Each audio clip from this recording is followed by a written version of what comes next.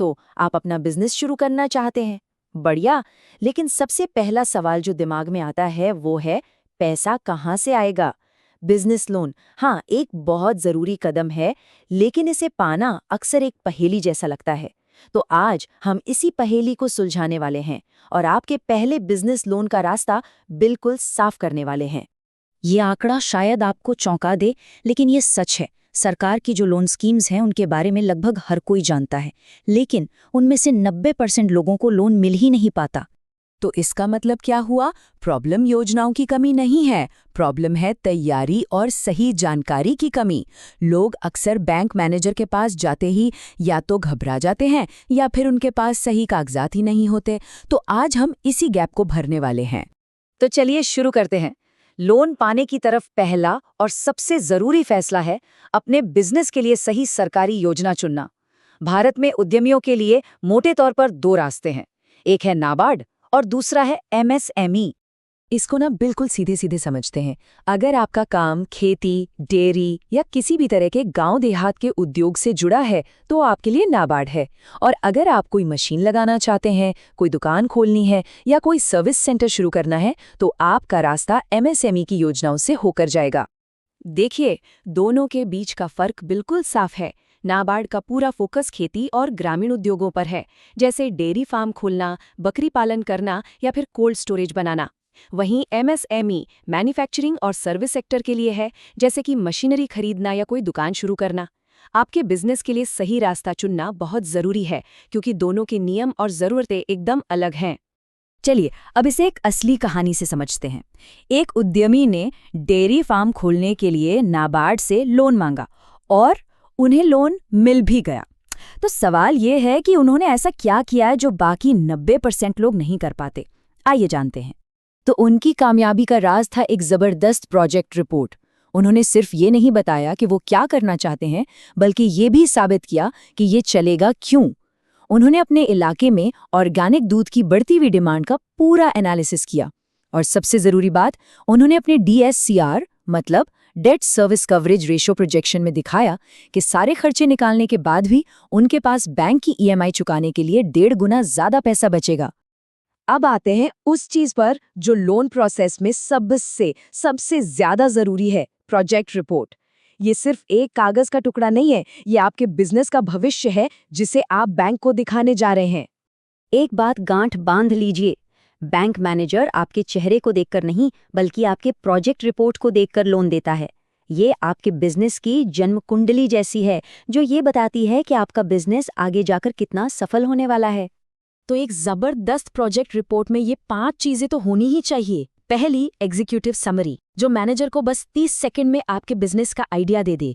दूसरी, market analysis, जो ये साबित करे कि आपके प्रोडक्ट के लिए ग्राहक है भी या नहीं। तीसरी, टेक्निकल फीजिबिलिटी, जो ये दिखाए कि आपके पास सही तकनीक और सामान है। चौथी, फाइनेंशियल प्रोजेक्शन, मतलब अगले 3 से 5 साल में आप कितना कमाएंगे इसका अंदाजा। और हाँ, सबसे जरूरी, DSCR, जो बैंक को ये भरोसा दिलाता है कि आप आराम से अपनी EMI चुका लेंगे।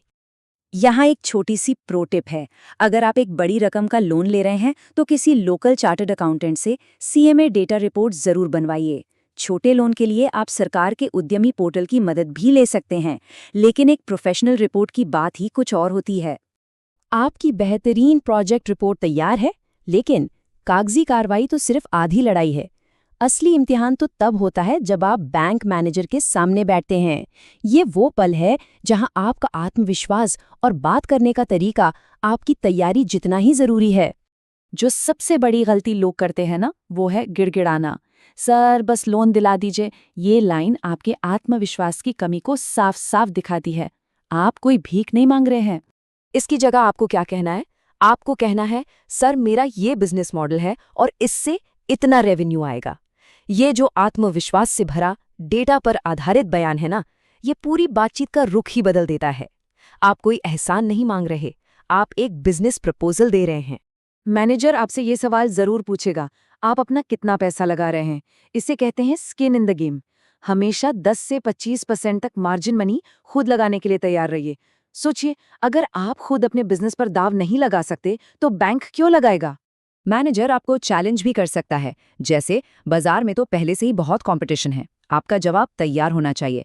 आप कह सकते हैं, सर मेरा प्रोडक्ट उनसे अलग है क्योंकि मैं बेहतर क्वालिटी या सर्विस दे रहा हूँ। हमेशा अपने बिजनेस की यूएसपी यानी उसकी खासियत पर फोकस करें। तो हमने सही योजना चुनना सीख लिया, एक दमदार रिपोर्ट बनाना सीख लिया और मैनेजर से आत्मविश्वास से कैसे बात करनी है ये भी जान लिया। अब इन सबको एक साथ एक सीधी साधी चेकलिस्ट में डालते हैं। ये है आपकी मंजूरी का रास्ता।